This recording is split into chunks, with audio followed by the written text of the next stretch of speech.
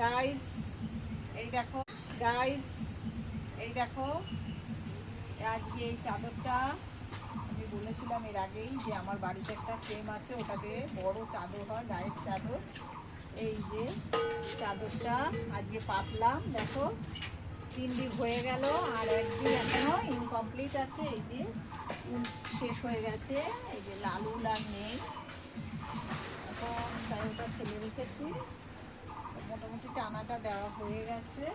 এইবার এটা বসে বসে জোড়া দিতে হবে, তাহলে চাদরটা কমপ্লিট হবে। আর দেখো কত বড় ফ্রেম, তো আমার তো আর ঘরে জায়গা নেই জানো।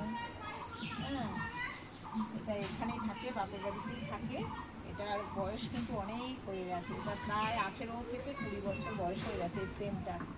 গাইস এই দেখো আজকে এই চাদরটা আমি বলেছিলাম এর আগেই যে আমার বাড়িতে একটা ফ্রেম আছে, ওটাতে বড় চাদর হয়, গায়ের চাদর।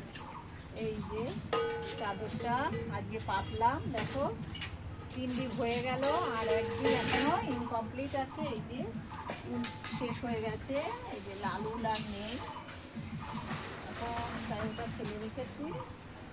মোটামুটি টানাটা দেওয়া হয়ে গেছে।